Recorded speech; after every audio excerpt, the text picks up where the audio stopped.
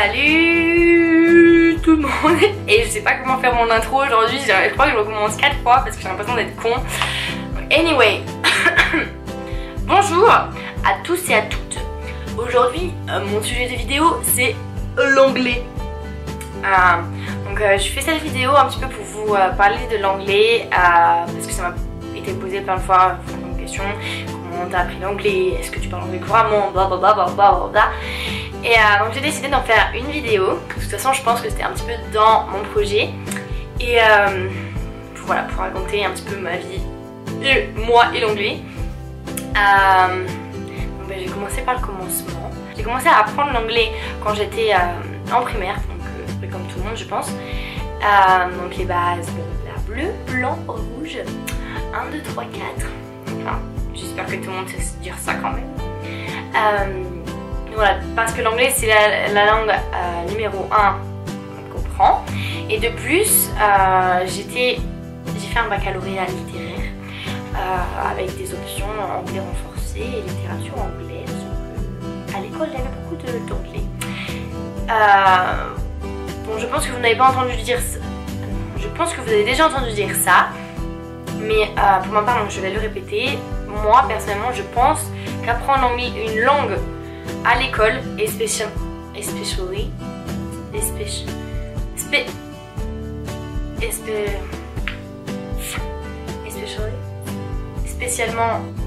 en France, plus précisément en France, c'est vraiment pas la folie on va dire, parce que je sais que les pays de l'Europe en général sont des fous pour apprendre une autre langue et nous, voilà, oui ça. Mais bon, je vais pas dire non plus que ça sert à rien parce que je pense que moi j'ai appris beaucoup de vocabulaire en étant à l'école. Mais ce que je veux dire c'est que si tu vas apprendre l'anglais vraiment, il y a quelqu'un qui passe et je suis en train de venir me filmer, c'est la honte. Et il arrive, alors je m'en vais.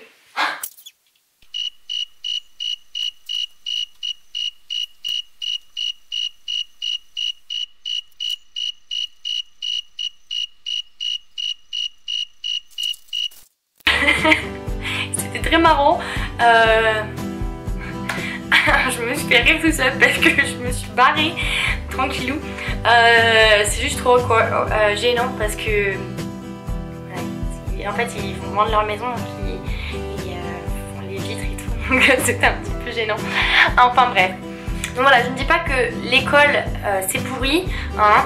Je dis pas du tout ça, je dis juste que si vous voulez apprendre une langue vraiment en profondeur, vous devez vous y mettre par vous-même parce que vous n'y arriverez pas juste en allant à l'école et en apprenant l'anglais à l'école. Donc pour ma petite histoire, comment j'ai voulu apprendre l'anglais, c'est plutôt marrant, plutôt pas, je sais pas. Donc avec mes parents, avec ma famille, donc avec mes soeurs et mes parents, tous les étés pendant quelques années, on était allés dans ce camping en Espagne où on avait nos potes un petit peu basiques, quoi. Ils revenaient, c'était des néerlandais et tout. Et puis il y avait ce petit gars là qui me plaisait bien et donc tous les ans je l'ai revu.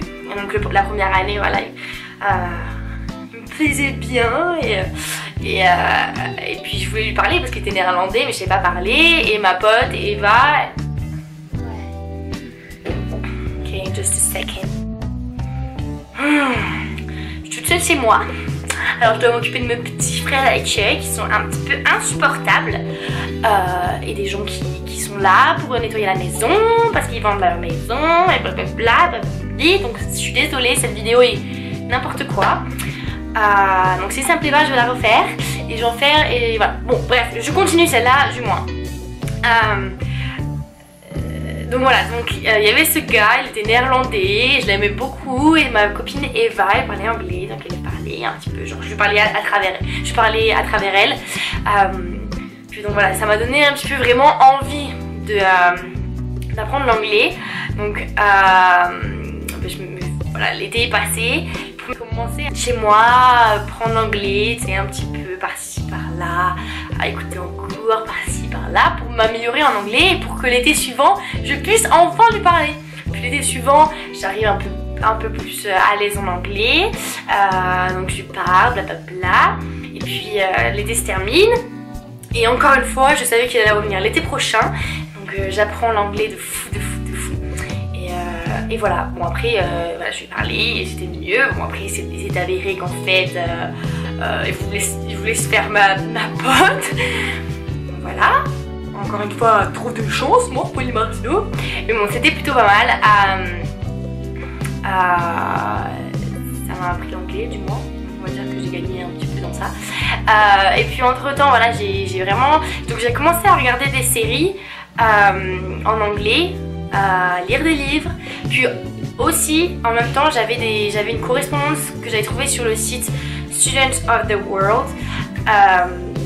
Donc je commençais à lui parler. Donc c'est ma correspondance, je crois que je l'avais cherchée, je crois que j'étais en seconde, quelque chose comme ça. Et puis moi j'ai eu la chance que mes parents ils m'aient payé un voyage linguistique à Bournemouth, Bournemouth. C'était l'été quoi? L'été 2014 je crois. C'est pas c'était là, ouais c'est l'été 2014. Je suis allée en Angleterre pour 2 semaines dans une famille d'accueil aussi, donc c'était vraiment ça m'a fait parler anglais. Et donc j'ai vu la différence entre aller dans un pays où ils sont vraiment anglophones. Donc comment je pourrais formuler cette phrase?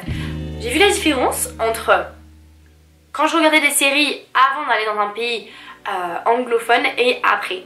C'est-à-dire que quand je suis rentrée de l'Angleterre, j'ai regardé des séries et blablabla et je me suis rendu compte que je comprenais beaucoup plus de mots et beaucoup plus de tournures de phrases et que c'était beaucoup plus fluide dans ma tête. Donc c'était plutôt pas mal.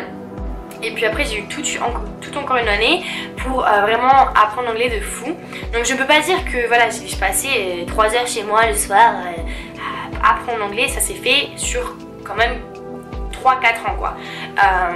Donc j'étais pas bilingue, parce que moi je pense que tu peux pas être bilingue avant de partir dans un pays. Mais j'étais vraiment à l'aise quoi, je pouvais tenir une conversation, je pouvais t'écrire un truc. Voilà, j'étais plutôt à l'aise. Puis après voilà, en cours j'ai une bonne note en anglais. Voilà, ça me motive quoi, j'avais un but. Et puis le but, le gros but, c'était voilà, de venir ici quoi, de venir aux États-Unis, de faire mon année d'échange. Et puis ça c'était vraiment le but numéro 1 quoi.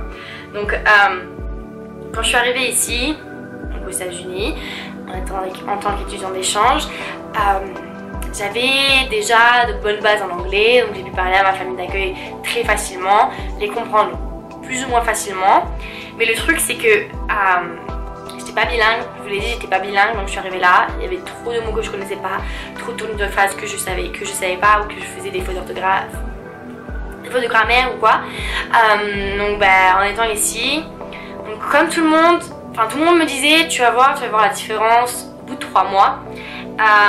Donc c'est plus ou moins la vérité, parce que moi je veux dire au bout des premières semaines je comprenais tout. Voilà, parce que je me souviens des premiers jours de cours, donc dans mes classes, il fallait que je reste concentrée de malade pour tu vois, genre comprendre le cours quoi. Parce que je suis obligée, quand je parlais à quelqu'un, je lui parlais voilà, droit dans les yeux, je le regardais, j'essayais un peu de body language et tous ces trucs, tu vois.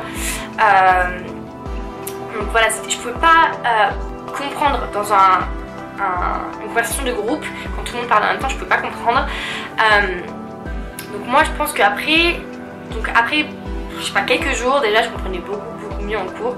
J'avais plus besoin de les regarder, de les fixer, ça devait être creepy, genre je comprends pas ce qu'il dit.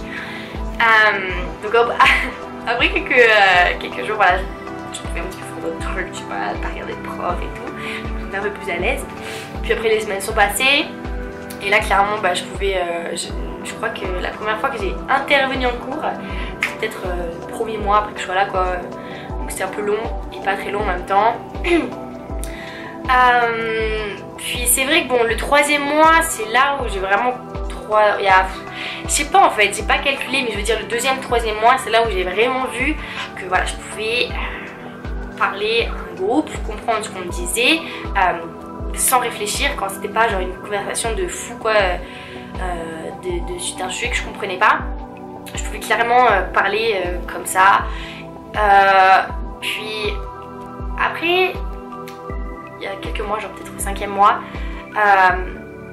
voilà, je me rends compte, non, peut-être avant, je sais pas là, ça m'énerve, j'ai pas calculé, j'aurais dû calculer. Mais on va dire que tout s'est passé très vite en fait.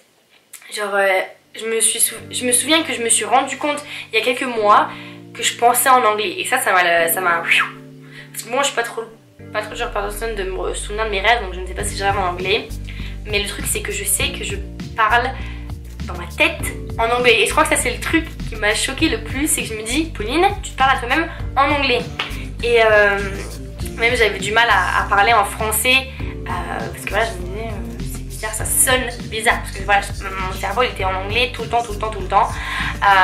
et puis aussi j'ai vu la différence ça c'est bizarre, mais j'ai vu la différence entre quand je dormais et que je me faisais réveiller par exemple par j'ai plein de petites anecdotes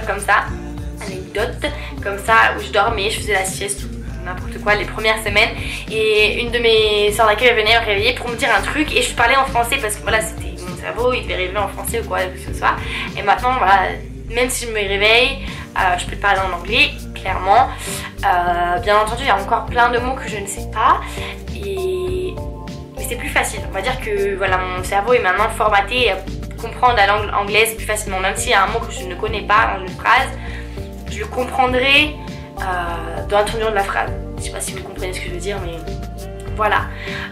Le seul truc qui m'est arrivé en étant ici et en parlant anglais tout le temps, en pensant en anglais, en faisant tout en anglais, en écrivant en anglais et tout, c'est que mon français, basta, bye bye, adios. En fait, au début, j'étais là, ah, Pauline, tu vas aux États-Unis, tu t'écris qu'en anglais, tu lis qu'en anglais, tu parles qu'en anglais, tu fais tout en anglais. Donc le seul moment où je parlais en français c'était quand je faisais mes vidéos, quand j'écrivais à mes parents, quand je faisais un Skype avec mes parents, donc pas tout le temps. Donc on va dire que la plupart du temps je parlais en anglais et donc mon français je l'ai complètement oublié, mais c'est bizarre hein, parce que c'est un truc que normalement tu dis c'est ta langue natale, tu l'oublieras pas. Mais en quelques mois je faisais des fautes d'orthographe de fou et mon cerveau voilà quoi, quand je voulais des fois je cherchais mes mots en français, j'étais là mais comment tu dis ça, et même encore des fois je me dis mais comment tu dis ça. Et donc le seul petit conseil que je pourrais vous donner quand vous serez étudiant d'échange ou si vous faites un truc à l'étranger, quand vous parlez une langue tout le temps, H24, c'est parler le plus possible, non pas le plus possible mais souvent votre langue natale ou lisez. Moi je parle pas souvent le français, je parle que le français toujours quand je fais une vidéo, quand je parle par Skype à mes parents ou à mes enfants, pas encore, à mes amis. Mais le truc c'est que j'ai commencé depuis peut-être 2 mois à relire en français. Donc j'avais amené un livre en français avant de partir, mais je m'étais dit bon je suis aux États-Unis, je vais pas lire en français, ça craint et tout. En fait j'ai recommencé à lire en français et voilà. Au début c'était hyper chaud parce qu'en plus c'est pas un livre facile, donc j'étais là, non. Avant j'avais un fauteuil, donc c'est pour ça que j'ai dit j'étais là, j'avais un fauteuil et je disais à haute voix, je me disais je sais plus lire. Alors déjà je savais pas trop lire à la base mais là je me disais je sais plus lire en français, j'avais des mots, je me disais mais quoi, comment tu prononces ça. Et en plus alors le truc le plus bizarre c'est que voilà les H en anglais tu les prononces en français bien sûr tu ne les prononces pas, haricots verts, homme, etc. Et quand je le lisais, quand je disais dans ma tête, des fois je disais haricots verts, c'était là bizarre ma poule, mais alors t'as un pet au casque, alors là c'est pas possible. Et donc maintenant je suis à mon 7e mois ici, oh ils reviennent.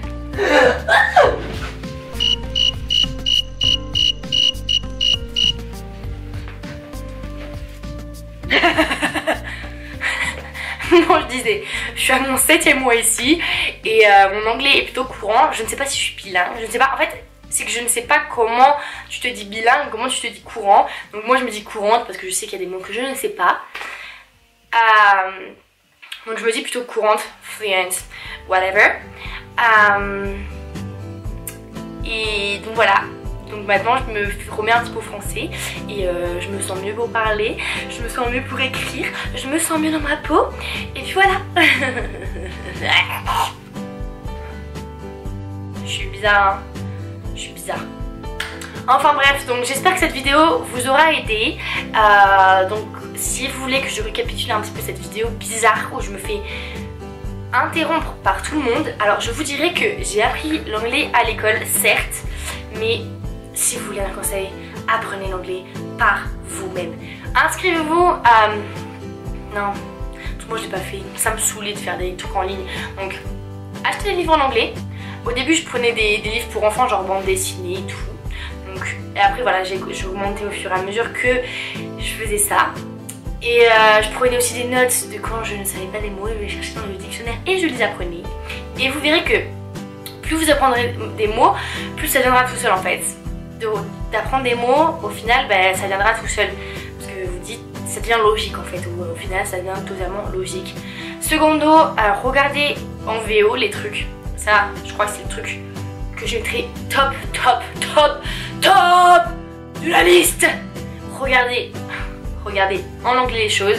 Et pour moi, maintenant, je ne peux plus regarder les films américains avec les voix françaises. Ça me saoule parce que c'est trop mal fait.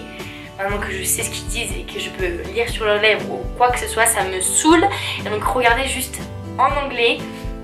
Et aussi je sais que vous vous direz oui mais j'ai envie de comprendre ce qu'ils disent, j'ai pas envie de rater ce film ou cette série, blablabla. Je me suis dit la même chose, mais au final vous verrez que c'est 1000 fois mieux de regarder un truc en VO. C'est beaucoup plus exotique. Ensuite, troisièmement, si vous avez l'occasion, allez dans le pays d'accueil ou de l'accueil de la langue. British, Americano, Australien, Nouvelle-Zélande. Alors là je t'ai fait, alors il repasse. Please don't look at me. Oh, you looked at me. Please don't look at me. Je suis comme une lâche. En fait le truc c'est que je vais vous montrer à la fin de cette vidéo. Enfin bref. Et donc voilà, si vous avez l'occasion d'aller dans un pays anglophone ou si vous apprenez une autre langue, allez-y, c'est le mieux. Voilà. Je veux juste faire un petit bref truc complètement pas anglais, en rapport avec l'anglais, mais c'est what the heck. J'ai plus de 12 000 abonnés. 12 000 abonnés. Voilà comment c'est dans mon cerveau maintenant. À la base, je faisais chaîne YouTube pour ma famille et mes amis, pour qu'ils suivent mon parcours. Bon, j'avoue que je le faisais un petit peu aussi pour les futurs étudiants d'échange, donner des conseils et tout. Parce que moi, j'adorais regarder des vidéos comme ça. Les autres, des ex-étudiants d'échange. Mais moi, ça me sort des oreilles, des trous de nez, de la bouche, des yeux. Je ne comprends pas. C'est ma pote Océane, tous les jours, elle me dit t'as 8 000 abonnés, t'as 9 000 abonnés, t'as 10 000 abonnés. En un jour, ça me monte de 1000 abonnés. Je ne comprends pas. Alors là, je vous dis merci. Parce que ça me donne envie de faire des vidéos, ça me donne envie de vous montrer plus ce que je fais et ce que je vis. C'est complètement abusé. Et cette vidéo elle va être complètement ni queue ni tête ni queue de rat. Enfin bref, ça me rend folle. Et voilà, je vous dis juste les gars, merci. Et partagez ma chaîne YouTube à qui vous voulez. Ça me fait plaisir de vous faire rêver parce que ça m'a fait rêver et parce que j'ai complètement envie de partager mon rêve. Et les gars, faites-le. Accomplissez vos rêves et allez jusqu'au bout. Moi je suis triste parce que mon rêve il est bientôt terminé et c'est passé trop vite. Alors je vous dis les gars, merci et allez au bout de vos rêves et parlez anglais. Peace.